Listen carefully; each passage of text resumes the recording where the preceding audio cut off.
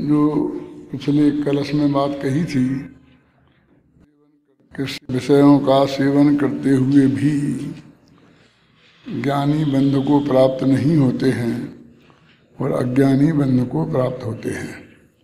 अब उसी बात को गाथा के माध्यम से कहते हैं। इस गाथा को समझने के लिए जो इसमें खास बात आने वाली है वो हम जरा पहले समझ लें तो समझने में सुविधा रहेगी। इसमें आता एक प्राकरणिक शब्द आएगा। प्राकरणिक, प्रकरण और प्राकरणिक। अब प्रकरण तो आप समझते हैं कौन सा प्रकरण चल रहा है, कि कोई भी जगत में प्रकरण चल रहा हो, कोई कार्य चल रहा है तो उसका प्राकरणिक कौन है, वो करने वाला है कि कोई और है। ये बहुत उदाहरणों दे दे करके ये बात उन्होंने यहाँ समझाई है कि राजा की आज्ञा से सैनिक युद्ध लड़ते हैं, तो युद्ध राजा लड़ रहा है कि सैनिक। प्रकरण है युद्ध का। युद्ध नामक कार्य की क्रिया का कर्ता कौन है, तो लड़ता तो सीधा सैनिक दिखाई देता है। प्रकरण तो वो है, और प्रकरण की संपूर्ण चेष्टाएं वो ही कर रहा है। उस सिपाही में अकेला सिपाही मत लेना, उनका जो ऑफिसर है जो ऑर्डर देता है, और ऑफिसर का भी ऑफिसर है। समझ ना, बांग्लादेश बना था पाकिस्तान के दो टुकड़े होकर, तो वो सारा काम सैनिकों ने ही किया था ना, और उनमें नीचे से जो लड़ने वाले सैनिक थे उनके ऊपर ऑफिसर, उनके ऊपर ऑफिसर, उनके ऑफिसर, यहाँ तक कि वो उन लोगों का जो उनने अपनी शरण में लिया था वो भी वही सेनापति ही थे ना, सब सैनिक थे। मतलब वो नीचे से सिपाही से लेके सेनापति तक सब सैनिक एक नाम से हैं यहाँ। और सारा श्रेय दुनिया ने इंदिरा गांधी को दिया कि इंदिरा गांधी ने वो विजय प्राप्त की और उसको दो टुकड़े कर दिए पाकिस्तान के, और बांग्लादेश नया बना दिया, ये सारा। तो वो कहते हैं प्रकरण का प्राकरणिक कौन है और बंध किसे होना चाहिए, प्रकरण को कि प्राकरणिक को। ये तो जो सैनिक हैं यदि वो हार जाएं और दूसरा राजा उनका राज्य जीत लेवे तो वे सब सैनिक फिर उसके हो जाते हैं। उन्हें कोई दंड नहीं दिया जाता कि तुमने कितने जीवों को मारा हमारे लोगों को। सब जानते हैं कि ऊपर से ऑर्डर था, उनको लड़ना उनका धर्म था, लड़े बस खत्म। और उसे जेल में डाला जाता है, उस पर मुकदमे चलते हैं। तो ऐसे ही कहते हैं कि ये जीव जो भोगता हुआ तुम्हें दिखाई दे रहा है ज्ञानी, वो वास्तव में प्राकरणिक नहीं है। वो एक प्रकरण है और उस प्रकरण की क्रिया करता हुआ भी वो दिखाई दे रहा है। लेकिन प्राकरणिक तो वो कर्म का उदय है। देखो उसे राजा बना दिया है, उसे जिसे मुनि बनाया उसे सेठ बना दिया, कि जिसके उदय में वो क्रिया हो रही है वास्तव में तो वो है। इसलिए और चूंकि अज्ञानी है वो कर्ता बनता है, वो इसलिए वो बंधन को प्राप्त होता है। देखो हम पढ़ते हैं, देखो सेवंतो बिन सेवदी सेवमानो भी सेवगो कोई,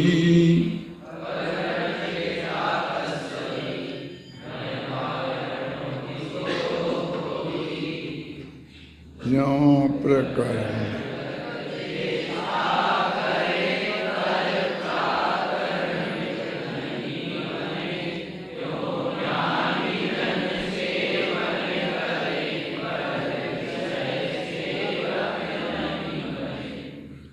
सेवन तो भी न सेवदी, सेवन करते हुए भी वो सेवन नहीं कर रहा है।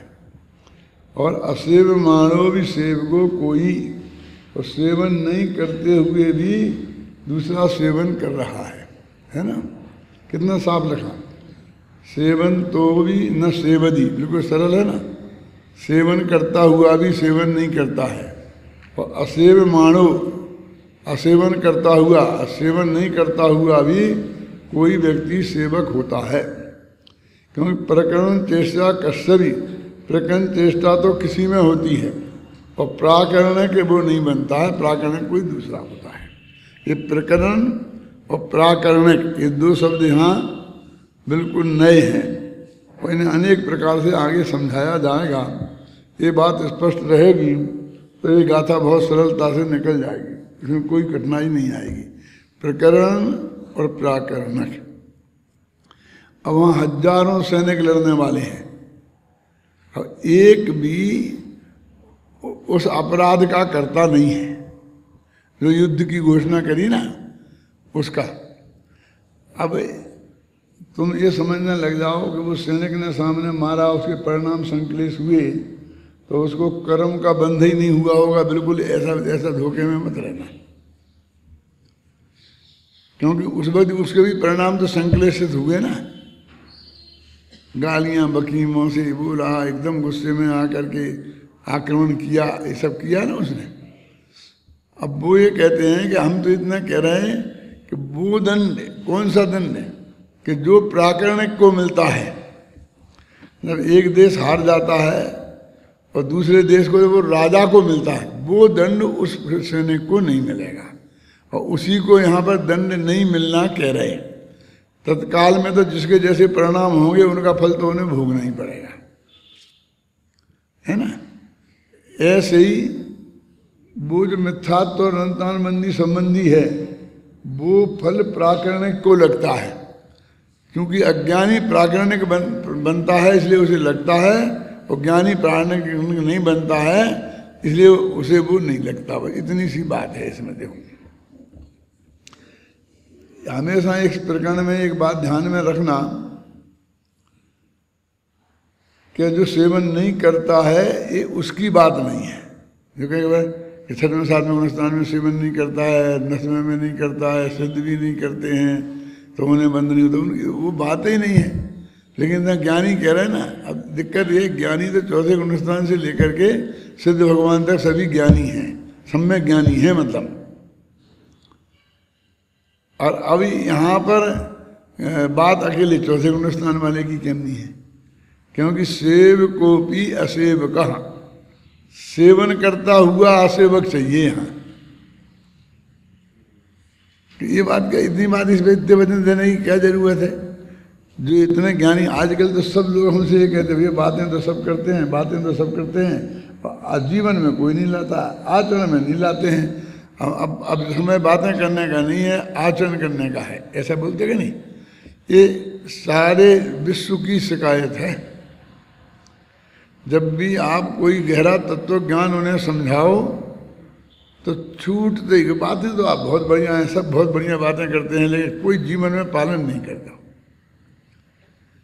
हम उनसे कहते भी क्या पालन नहीं करता, ये क्या कहना चाहते हो तुम। वास्तव में वो जो बातें हो रही ना, वो बातें उसकी समझ में नहीं आ रही। माने वो इतनी स्थूल बुद्धि है कि वो बात समझ भी नहीं सकता। आचरण की बात तो बहुत दूर है, क्योंकि वो जानते ही नहीं आचरण है। वो क्या समझता, मैं आचरण हिलाता हूँ। वो क्या बोलता, सत्य नहीं, असत्य नहीं बोलना चाहिए और सत्य बोलना चाहिए। कि समझ में तो सबका आ गया, हम जानते ही हैं, और हम बोलते भी हैं और तुम नहीं बोलते हो, ऐसा ऐसा कहता है।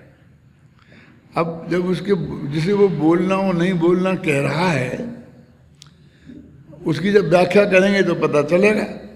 यद्यपि वो तो जो स्पष्ट रूप से जैसा ये बोलता है वैसा ही बोलता है झूठ, लेकिन अभी उसको पकड़ा नहीं गया ना। अरे सामने उसका कोई काम नहीं आया, वो इसका काम आ रहा है सामने, ये दिख रहा है। क्या मान लीजिए कि ऐसे प्रवचन करते में किसी ने उद्दंडता कर दी और उसमें वक्ता को थोड़ा गुस्सा आ गया, उसने डांट दिया, तो वक्ता तो गुस्सा करता दिख रहा है और श्रोता तो अपने बिल्कुल शांत बैठा है, जड़ जैसा, बिल्कुल काला अक्षर, कुछ समझ में नहीं आ रहा लेकिन बैठा है। तो वो कहता देखो हमने नहीं किया ना गुस्सा, तुमने किया। लेकिन इसे गुस्सा नहीं कहते कि तुम गुस्सा कर रहे हो, गुस्सा नहीं कहते। वो कहता है कि आचरण में लाना चाहिए। आचरण सुनने वाले आचरण में नहीं लाते। क्या आचरण, तुम क्या जानते हो क्या आचरण क्या होता है? उनमें के मांस मदिरा खाते हैं, परस्त्री सेवन करते हैं, वेश्या सेवन करते हैं, 7 व्यसन में कौन सा सेवन करते हैं, अष्टमूल गुण धारण है कि नहीं है, तो एक सामान्य श्रावक में जो होना चाहिए वो है कि नहीं है? हाँ वो तो ठीक है, लेकिन आचरण कौन सा आचरण है? भाई चौथे गुणस्थान में तो चौथे गुणस्थान जैसा ही आचरण होगा ना। जब ज़्यादा कहोगे तो मुनि नहीं बनते। ये कहते ये आचरण में नहीं लाते क्या? अभी मैं नाम नहीं बताऊंगा, लेकिन एक आदमी मेरे पास आया अभी अब लोग को नज़दीक दिनों में कि साहब मुमुक्षु था कट्टा, और आगे नहीं बताना चाहता हूँ मैं, कुछ भी नहीं था, आप लोग अंदाज लगाएंगे कि मैं मुनि बनना चाहता हूँ। बहुत बढ़िया बात है, क्योंकि ये लोग आरोप लगाते हैं ना मुमुक्षुओं में कोई मुनि नहीं है, तो मैं बताना चाहता हूँ मुनियों में।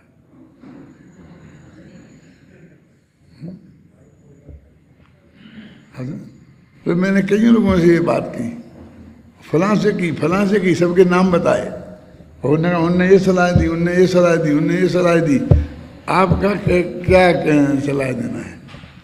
मैं तो मोक्ष जाने के लिए मुनि बनना है कि इस जो कांजी स्वामी के मोक्षों के नाम पर जो कलंक है उसे मिटाने के लिए मुनि बनना है? क्या खैर वो नहीं बातें तो बहुत आगे तक ही मैं धैर्य से सुनता रहा ना, इसलिए नहीं तो नहीं होती ज़्यादा बातें। तो ऐसा आएगा फिर उसमें इसमें क्या करना पड़ेगा, उद्देश्य भोजन का क्या होगा, फिर वो आहार की व्यवस्था क्या होगी, वो जो सारी समस्या है उनके सामने है, वही बातें विचार कर रहे हैं।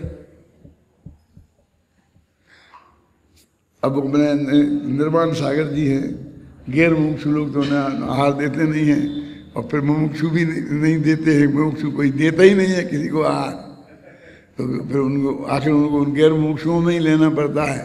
अब ये सब, अब वो सारी समस्याएं उनके दिमाग में घूम रही।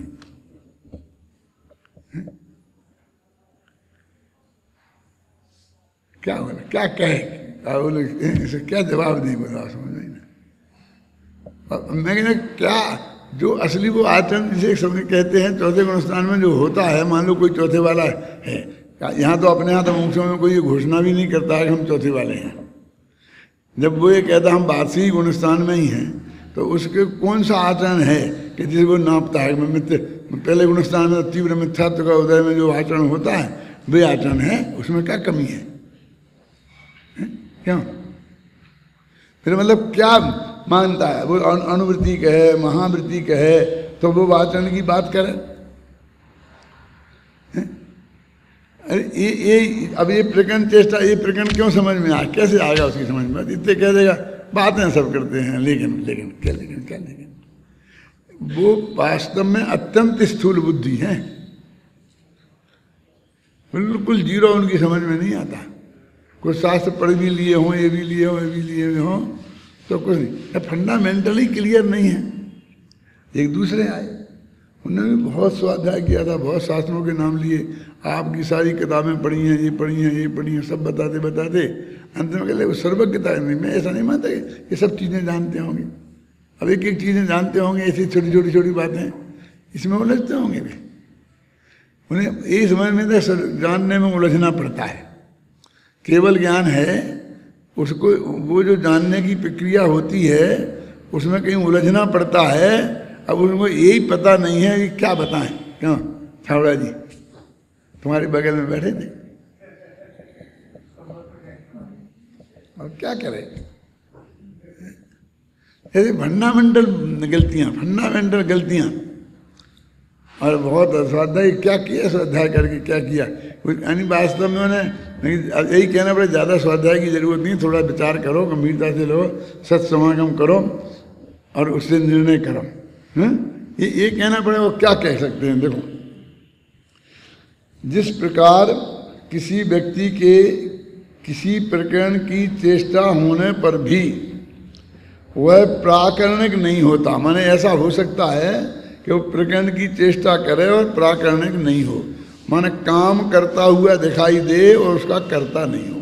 ये प्राकरणिक माने करता, और प्राकरणिक चेष्टा माने काम करने की चेष्टा उसको दिखाई दे। और चेष्टा से रहित व्यक्ति प्राकरणिक होता है। उसी प्रकार कोई व्यक्ति विषयों का सेवन करते हुआ भी सेवक नहीं होता है, और कोई व्यक्ति सेवन नहीं करता हुआ भी सेवक होता है। अब ये तो महासिद्धांत समझा रहे हैं। और वो क्या कहता है, अच्छा एकदम मजा है, बस अपन खूब सेवन करते रहो और कह दो हम तो सेवक नहीं है। अरे किससे कहना है, कौन कहना है, ये वस्तु समझनी है अपन को। कह दो खूब खूब खाओ, खाओ पियो, मजा मस्ती करो, और कह दो कि हम तो सेवक नहीं है। लेकिन ये कहाँ किससे सर्टिफिकेट चाहिए है? इस मूर्ख जगत से, जो कुछ नहीं समझता है, इस मूर्ख जगत से हमें सर्टिफिकेट चाहिए। हमारे मनुष्य का एक एक कीमती समय सिर्फ इसलिए कि लोग कहेंगे जी पूजा नहीं करते हैं, रोज ना घंटा भर पूजा में खराब करो। फिर लोग कहेंगे कि जी इसमें नहीं आते हैं तो घंटा भर उसमें खराब करो। फिर कोई कहेंगे तीर्थ यात्रा नहीं जाते हैं तो 15 दिन उसमें खराब करो। ये जाने की बात नहीं कि जो खराब कर रहे, मेरे कहने का तो तुम करो ना एक्चुअल, तुम तीर्थ भी जाओ, पूजा भी करो, लेकिन कोई कहते हैं उसके लिए कुछ करना, और लोग तो उसके लिए मुनि भी बनने को तैयार है। मैं तो 1 मिनट भी देने को तैयार नहीं हूं कि कोई आदमी ये कहेगा इसलिए मुझे ये करने के लिए मुझे ये करना चाहिए। ऐसे बहुत से आरोप है मेरे विरुद्ध, लोग लगाते रहते हैं। ख्याल में आई ना? इस गाथा में प्रकरण, चेष्टा और प्राकरणिक, ये 2 शब्द आए हैं। प्रकरण चेष्टा का अर्थ है कोई कार्य, और प्राकरणिक का अर्थ है उस कार्य का कर्ता। यानी पहले ये अपन स्पष्ट हो जाए तो आगे सब बात क्लियर हो जाएगी। मैंने इसमें लिखने में भी जितनी सरल हो सकती है मैंने की है कोशिश।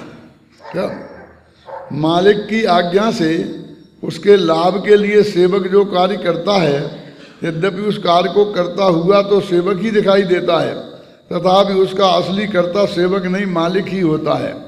सेवक कार्य करते हुए भी अकर्ता है, और मालिक कार्य न करते हुए भी करता है। इस प्रकार यहाँ वह कार्य प्रकरण चेष्टा है और मालिक प्राकरणिक है। अब देखिए आप सेल्समैन हैं और मालिक ने बाजार में से खरीद के लाए, भले ही आपसे ही मंगवाया, और मंगवा कर हर कपड़े की हर धोती पे थान पर उसका रेट लिख दिया। उसने नक्की किसने किया? वो मालिक ने कि कितने में बेचना, और फिर आपको बता दिया कि भाई कोई ज़्यादा घिस्सा घिस्सी करे तो इसमें 10% तक आप दे सकते हो। मैंने आपने उसको बता दिया, बस खत्म। अब वो सारी व्यायाम तो वो बेचारा मुनि में ही करेगा ना, वो सेल्स में नहीं करेगा ना। ये भाव बताएगा, फिर बाद में वो मांगा करेगा तो उसे कम ज़्यादा करेगा तो कहेगा नहीं हमें नहीं पोसाता जी, जो भी। लेकिन उसका अपन कहते हैं कि कर्ता मालिक क्यों हुए? वो तो सब उसने किया। तो देखो ना, भोक्ता मालिक हो रहा है ना, उससे जो मुनाफा मिलेगा वो मालिक को ही मिलेगा कि नौकर को? तो मालिक को मिलेगा ना, लाभ हानि जो भी होगी। तो वो वास्तव में प्राकरणिक नहीं हुआ, वो मालिक प्राकरणिक हुआ। अब वो मालिक घर में बैठा है और वो बराबर सामयिक कर रहा है, पूजा पाठ कर रहा है। बहुत धर्मात्मा है सेठ जी, और सब नक्की कर देते हैं और ये करो तुम, और सब सेल्समैनों को लगा देते हैं। वो सेल्समैन मंदिर में दिख जाए, प्रवचन में दिख जाए, तो यहाँ कैसे आया, दुकान पे क्यों नहीं पहुंचा? अबे जाना लायक, अब बेचारा वो जाता है दौड़ के, और वो जो मुझे बताते हैं वो करता है। और सेठ जी धर्मात्मा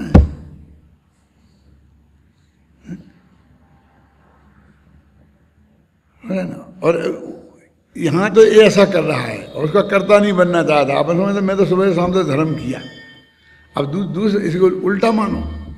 फिर मुनि राज को आहार देना है, भगवान की पूजा करना है, तो एक पुजारी रख दिया, बस एक आहार वाली बाई रख दी, उसे सामान जुटा दिया, अब वो भाई बना करके वो आहार दे देती है। वो पुजारी पूजा कर देता है और बस सेठ जी अपने पाप में लगे रहते हैं और वो उसके कर्ता बन जाते हैं। क्यों? वो सारा पुण्य सेठ जी बटोर ले जाते हैं और बेचारा वो तो मजदूर है, उसको तो क्या है।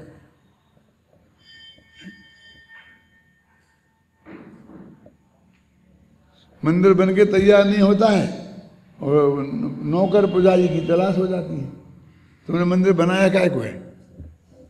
क्यों? पहले जमाने में ये होता था छाबड़ा जी कि जो मंदिर बनाता था उसे पहले प्रतिज्ञा करनी पड़ती थी कि मैं रोजाना पूजन करूंगा।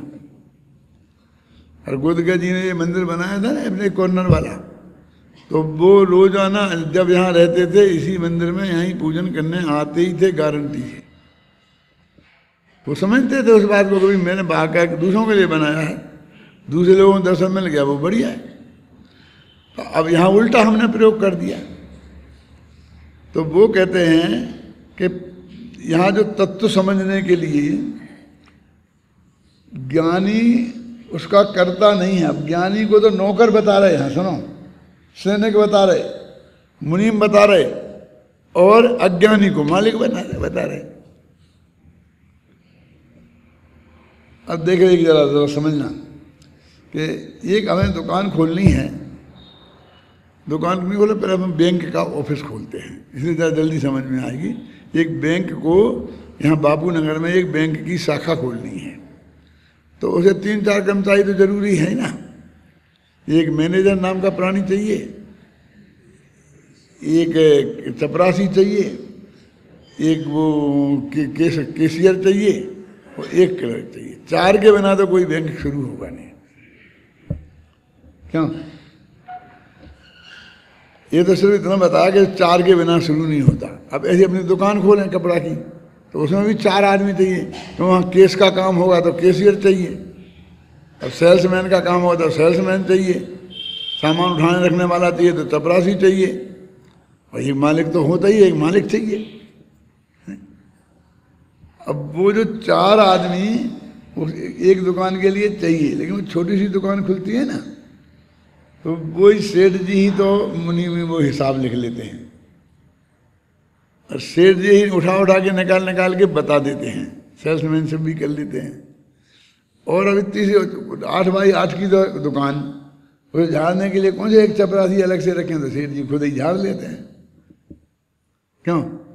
अब उनकी दुकान में कितने हैं? 4 आदमी तो जरूरी है ना। क्यों? तो उसे कहते थे हमारे यहाँ कोई नहीं, अकेला मैं ही हूँ। ऐसा भी कह देते हैं कि नहीं, मैं ही मुनीम हूँ, मैं ही सेठ हूँ, मैं ही चपरासी हूँ और मैं ही क्लर्क हूँ, केशियर हूँ। ऐसा भी कह सकते हैं ना, कहते ही हैं। और बहुत ज़्यादातर तो ऐसे ही होते हैं ना। लेकिन फिर तुम 4 क्यों कहना? क्योंकि वो 4 काम है ना। काम तो 4 प्रकार के हैं क्या नहीं, आप समझ गए ना। इसलिए वो 4 पोस्ट हैं। बड़ा काम हो तो 4 आदमी पोसाते हैं, अब नहीं हो तो एक ही आदमी चारों काम करता है, लेकिन काम तो 4 हैं। देखो मैं एक समझाऊं इस बात को आपको, जरा समझ तो गई, आप बहुत होशियार हो। कि मैं अशोक नगर में था तो मैं स्कूल में पढ़ाता था और शाम को पाठशाला भी पढ़ाता था। तो पाठशाला में परीक्षाएं होती थी तो सारा काम मैं ही करना पड़ता था। तो उसमें केंद्राध्यक्ष उनका नियम था परीक्षा बोर्ड का कि वो जो स्कूल का प्रधानाध्यापक हो उसको केंद्राध्यक्ष बनाना। तो वहाँ का मैं अकेले ही था, तो प्रधानाध्यापक चाहिए, तो मुझे बना दिया, प्रधानाध्यापक की सील बना ली और प्रधानाध्यापक की सील लगा दी। तो लोग वो कहते थे कि आप प्रधानाध्यापक हैं। मैंने कहा प्रधानाध्यापक हूँ। क्यों?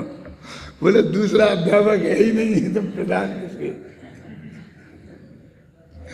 अब समझ आए ना आपकी? ये सही घटना बता रहा हूँ मैं आपको। एक करीब जब मैं 20-21 वर्ष का होऊंगा, बोले कोई दूसरा मास्टर ही नहीं है, अकेले ही हो, तो प्रधान कैसे हो गए? प्रधान तो तब बनता है। मैंने कहा देखो तुम मूर्ख हो, समझते नहीं हो।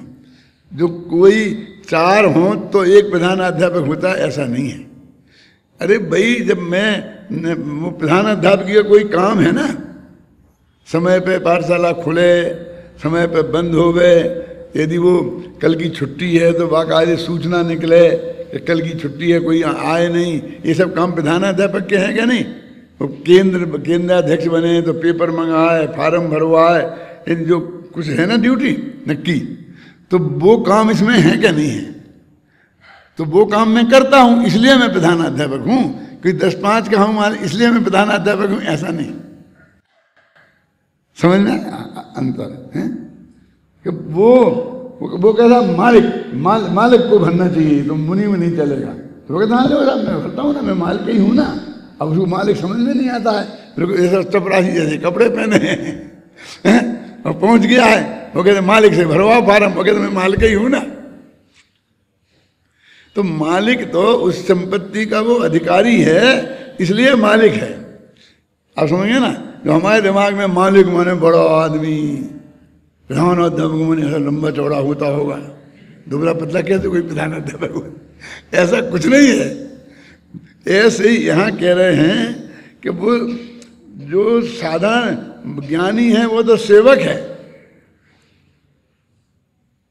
और उसका बंध का करता नहीं, वो पराकरणक है। आप समझ गए ना। अपन को लगता है कि ज्ञानी को कैसे सेवक कह रहे, ज्ञानी को कैसे मुनीम कह रहे, और अज्ञानी को मालिक कैसे कह रहे? क्यों? वो अज्ञानी उसका मालिक बनता है। मालिक गरीब और मुनीम अमीर हो सकता है।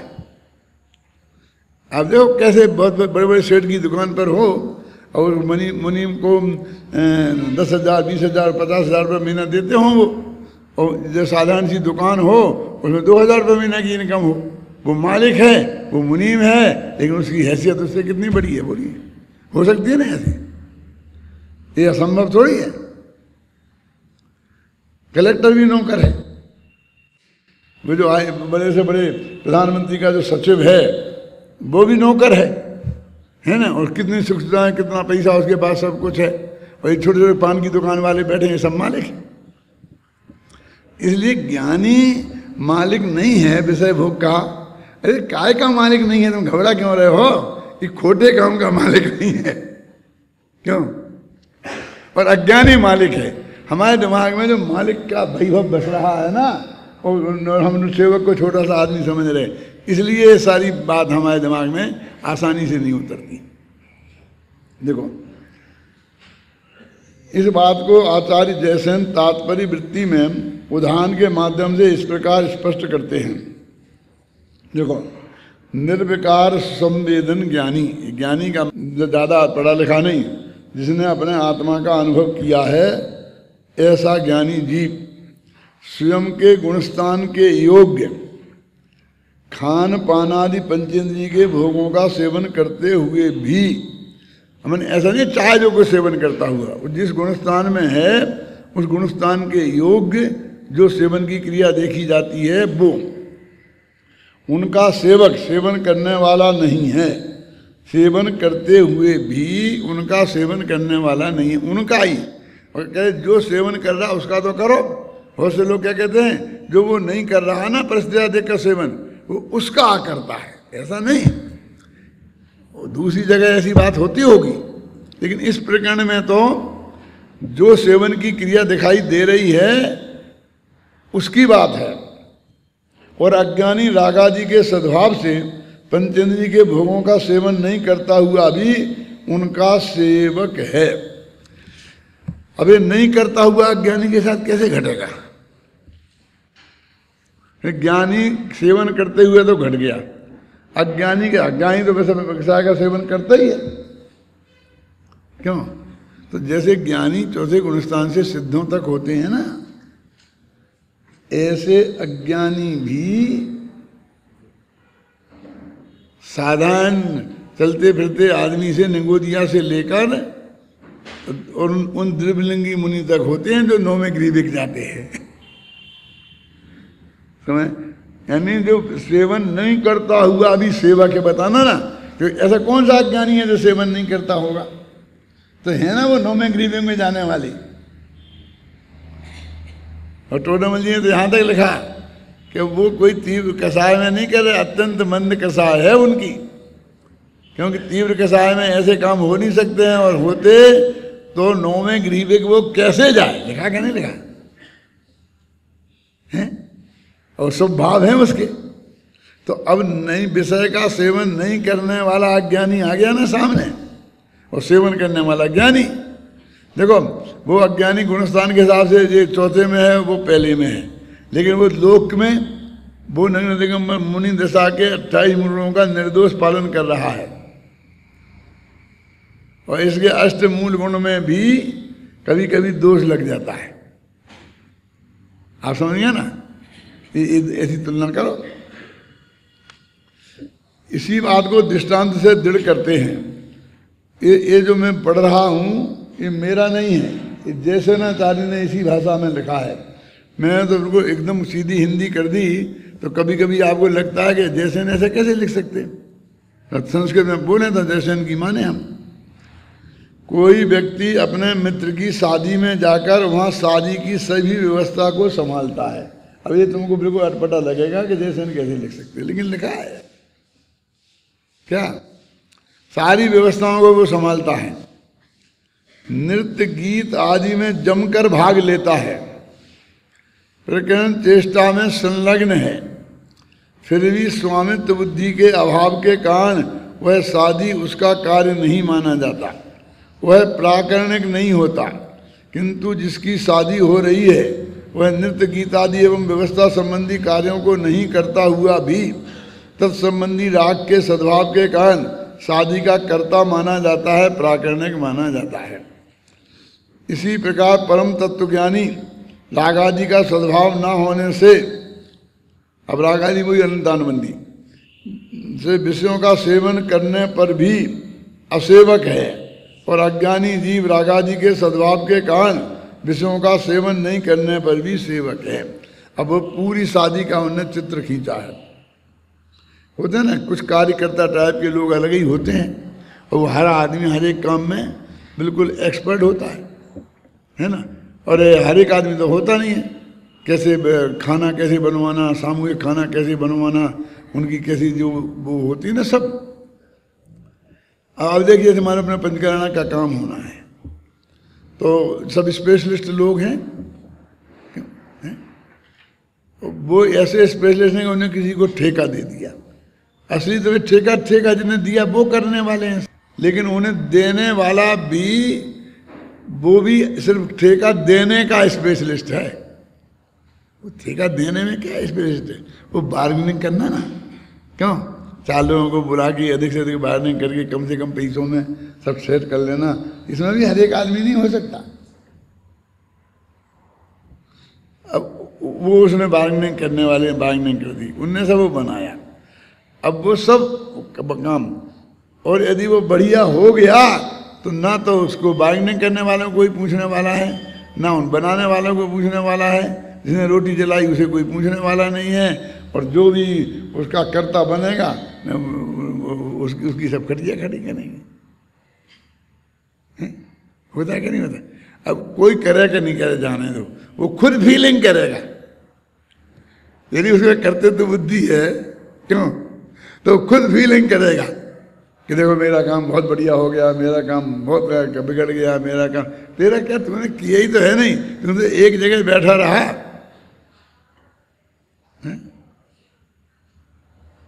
बिल्कुल बराबर। लोग में सब देखते हैं ना, ये सारे देश में क्या होता है, ये प्रधानमंत्री का क्या हस्तक्षेप है इसमें, क्या कर सकता है? ठीक है कुछ कह दिया, नीति निर्धारित कर दी, बता दी होगी, तो ये सारे तुम घूस खाना, ये भी प्रधानमंत्री ने बता दिया होगा सबको, क्यों? अब सारे देश में हो रहा है, और उसको अच्छा पास शासन चला तो इनके शासनकाल में बहुत बढ़िया रहा, और बुरा हुआ तो उनका सरकार खराब हो गया। अब ये ऐसी विचित्र स्थिति है, अरबों लोग करने वाले, अब उनके बिल पे उन पे कोई कंट्रोल नहीं। और प्रधानमंत्री का तो डायरेक्ट है ही नहीं, फिर भी सब इस्तीफा मांगते हैं प्रधानमंत्री से, तुम इस्तीफा दे दो, तुम इस्तीफा दे दो। वो लाल बहादुर शास्त्री रेलवे मंत्री थे, तो कहीं रेलवे का एक्सीडेंट हो गया तो उन्होंने इस्तीफा दे दिया, क्योंकि मेरी नैतिक जिम्मेवारी है। और आज मांग मांग करके भी ले जाए, वो कहते मैं चला रहा था, क्या मैं इंजन में था, जांच करवा रहे, जो होगी सजा मिलेगी, नहीं देते। तो वो प्राकरणिक लोक में भी जिसे बिल्कुल पता नहीं है तो भी वो क्यों अपराधी माना जाता है, और जिसको बिल्कुल पूरा इन्वॉल्व है वो कहते मैं क्या करूँ, इनने कही चला दो गाड़ी, मैंने चला दी, इनने कह दी बंदूक चला दो, मैंने चला दी। भाई एक आदमी होता है 10 आदमी उसके अंडर में होते हैं, वो जब वो कहता है बंदूक चलाओ तब वो बंदूक चलाते हैं, समझे ना।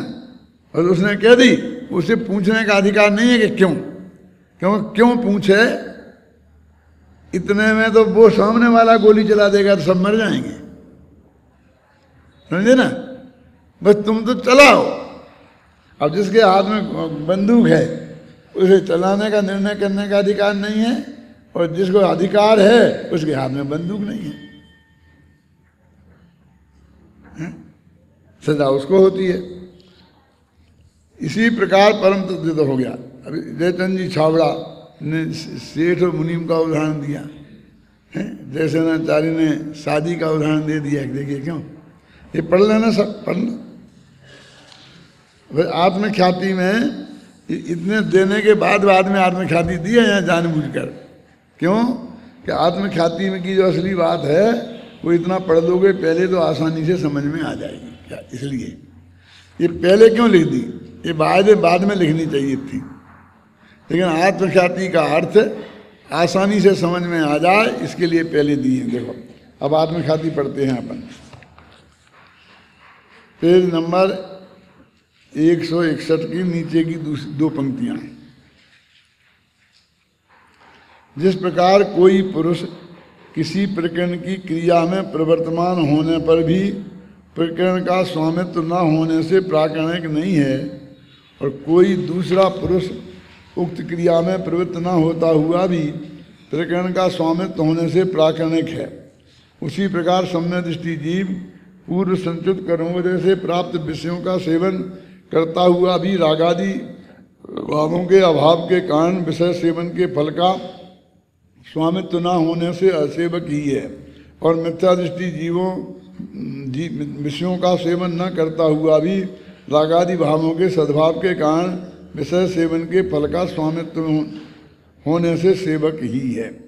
अभी ये भाषा कैसी, पुराने ज़माने में जो कहानियाँ लिखी जाती थी, उदाहरण दिए जाते हैं, आप देखना कुंद कुंद के उदाहरणों को। एक जंगल में एक शेर रहता था, आप समझे ना। एक जंगल में, एक नगर में एक राजा राज्य करता था, उसका नाम फला था, उसकी रानी का नाम ये था, ना गांव का नाम, ना नगर का नाम, ना देश का नाम, कुछ नहीं बैठा। एक किस्म नगरे यहाँ से शुरू हो जाएगी, एक किस्म बने वहाँ शुरू हो जाएगी कहानी, बस खत्म। फिर धीरे धीरे थोड़ी तरक्की हुई, आगे बढ़े। अब तो अब वो कहने लगे, उन्होंने नाम रख दिए कोई भी, लेकिन वो नाम जरूरी नहीं था कि वो नगर किसी देश में हो, किसी देश में भी नहीं हो, तो वो लिख देंगे कि बस जनकपुर नामक नगर में राजा जनक राज्य करते थे, उनकी धर्मपत्नी का नाम जानकी था, और उनकी जो बेटी, मतलब बिल्कुल एक से नाम। और न्याय शास्त्र में तो भरे पड़े हैं देवदत्त देवदत्ता, देवदत्त देवदत्ता।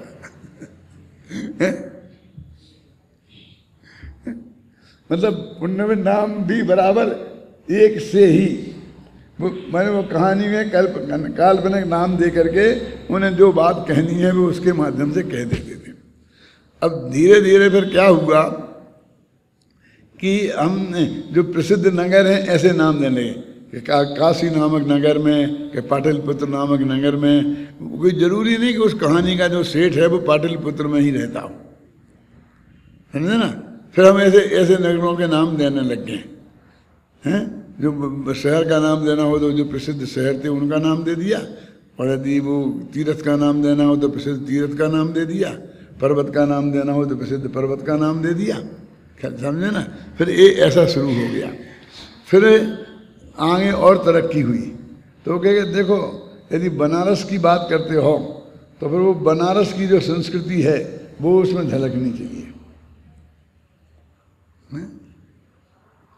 क्या क्या आप समझे ना? फिर उसमें की भाषा में भी पंडिताऊपन होना चाहिए।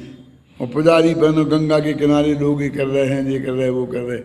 फिर धीरे धीरे के द्रव्य क्षेत्र काल भाव भी उससे मिलना चाहिए। फिर वो कहानियाँ इस तरह की बनने लग गई। जो यानी पहले सब कथा साहित्य ही काल्पनिक ही था, और ज़्यादातर तो पशुओं पे ही। जो उन्हें राजा को कुछ सिखाना हो, तो जंगल में एक राजा शेर था और उसको शेर ने कैसी कैसी धोखाधड़ी करी। ये ऐसे, हे राजन, तुम्हारे साथ कोई भी आदमी ऐसी धोखाधड़ी कर सकता है, तो उसमें सावधानी बरतना। बस ये बताने के लिए इस तरीके से लिखते थे। तो जय नाम को भी पुरुष हो, कुंद कुंद की ये गाथा की पंक्ति देख लो, 25 जगह मिल जाएगी। क्या अर्थ है इसका? जय नाम को भी पुरुष हो, जैसे किसी नाम का कोई पुरुष जैसे किसी नाम का कोई पुरुष, ये गाथा में मिले। ये अमृतचंद ने वही किया, कष्टित पुरुषा है, जैसा सेवन करते हो भी एक कर दिया। अरे बहुत कहेंगे तो चौथे गुण स्थान वाला ऐसा कह देंगे, तो कोई नाम माम नहीं देंगे, है ना। जब मैंने सत्य की खोज लिखी तो यही समस्या सामने आई कि क्या करें, किसी गांव का नाम देवें कि नहीं देवें, फिर क्या देवें। क्योंकि दिक्कत क्या होती है कि कहीं के नाम देने से लोग उधर से जोड़ने लगते हैं। क्यों? तो चलो मैंने करके एक जगह दे दिया, विदसा नाम का नंबर, यहाँ से शुरू कर दिया। तो फिर बेत्रवती नदी हो गई, और फिर वो जो चाहे पहले ही पेज पे वो सब चीज़ें आ गई माथे पे। क्यों? फिर गुरुदेव जैसे लोग भी कहने लगे, जब कवर पे ऐसा था ना वो पेज, ऐसा बना था चित्र, तो बोली रतनचंद जी का चित्र है क्या? मैं क्या हो गया, खत्म काम। अब भी हाल, अब बिरसा का नाम लिया तो विवेक रतनचंद हो जाएगा। जयपुर का लिखता तो हुकुमचंद हो जाता है, सोनगढ़ लिख देता तो काजी स्वामी हो जाते। अब मैं क्या करूं, इस विवेक को इन सबसे कैसे बचाऊं?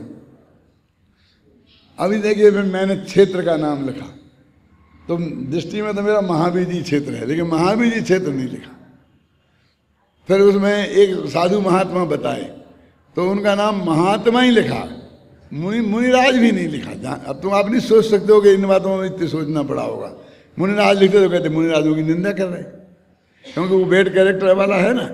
तो महात्मा, अब वो महात्मा जैनी भी हो, अजैनी भी हो, हिंदू हो, मुसलमान हो, कोई हो, है वो जो चीज वर्णन की वो आप अंदाज लगा सकते हैं कि कहाँ की घटना कैसी होगी, लेकिन फिर भी आपको उसमें कोई शब्द से पता नहीं लगेगा।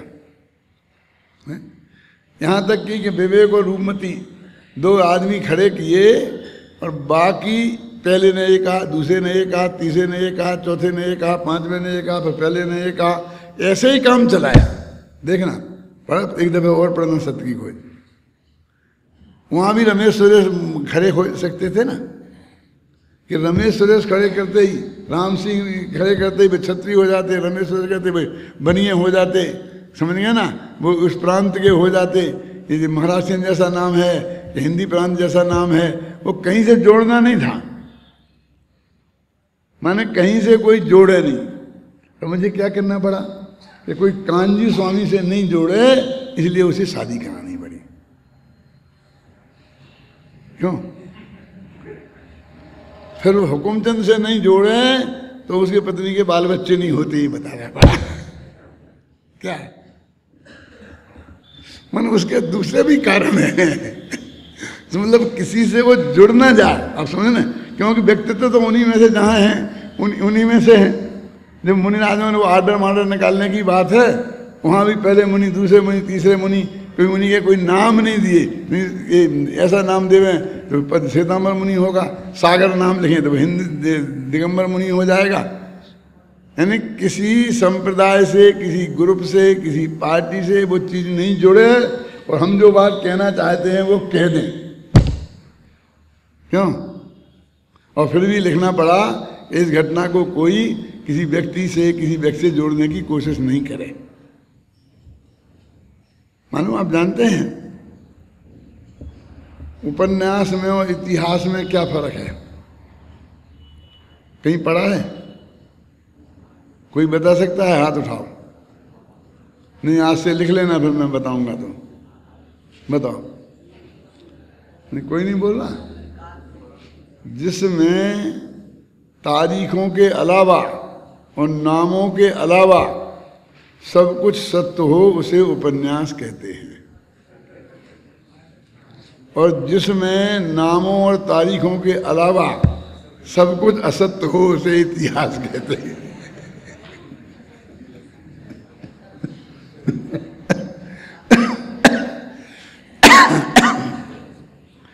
आप कहेंगे क्यों, ऐसा क्यों है? क्योंकि उसने तो जो उपन्यासकार ने सब देखा है और वो लिख रहा है। समाज की बीच का आदमी है, 24 घंटा देखता है, वो लिख रहा है, और वो समाज में ही है। और कोई अपने से न चेंटा ले, तो इसलिए वो नाम वगैरह ये सब काल्पनिक रखता है। और जबकि कोई जोड़े तो उसे लिखना पड़ता है कि कोई आदमी जोड़ने की कोशिश नहीं करे, बिल्कुल कहानी काल्पनिक है। ख्याल में आई ना? ये लिखना पड़ता है कि नहीं लिखना पड़ता है? नहीं तो लोग केस कर देते हैं, हमारे ऊपर हुआ।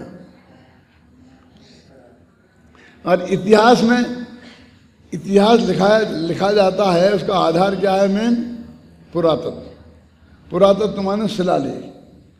और शिलालेख किसने लिखाए हैं? ये समझना बहुत मार्मिक बात। राजाओं ने। और राजा कैसे थे? 7 व्यसनों में पारंगत।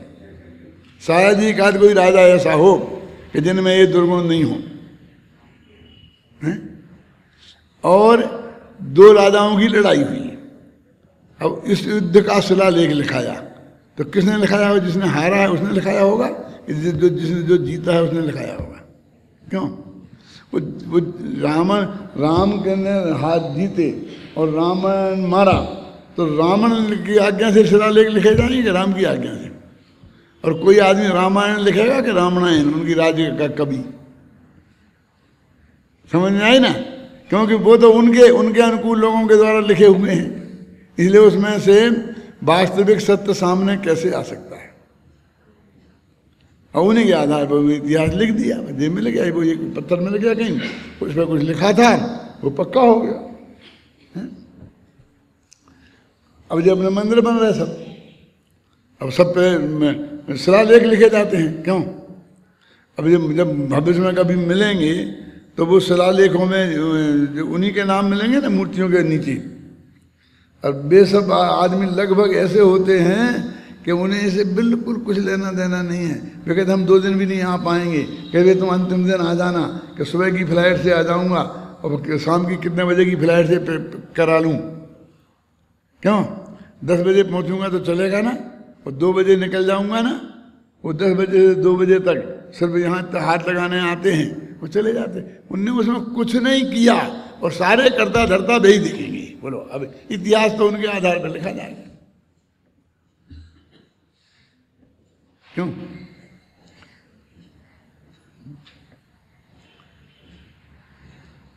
है कि नहीं? बोलिए, आप बताइए। और फिर मुख्यमंत्री का नाम होगा। मुख्यमंत्री बेचारा एक दिन भी आएगा, मुश्किल से आएगा कि नहीं आएगा पता ही नहीं। इन मौके पे कह देगा नहीं आ पाए, उनका नाम छपा होगा। माने जिनके नाम छपे उसका मतलब उनने कुछ नहीं किया। अब जिनने किया उनके नाम छपेंगे नहीं, तब कैसे पता लगेगा? तो इतिहास वाले कहाँ से लाएंगे उनके नामों को? वे तो उसी के आधार पर लिख देंगे। आप समझिए ना, जो आज का फैक्ट है वो त्रिकाल का फैक्ट है। हमेशा ऐसा ही लिखा जाएगा इतिहास। तो वस्तु का स्वरूप ऐसा।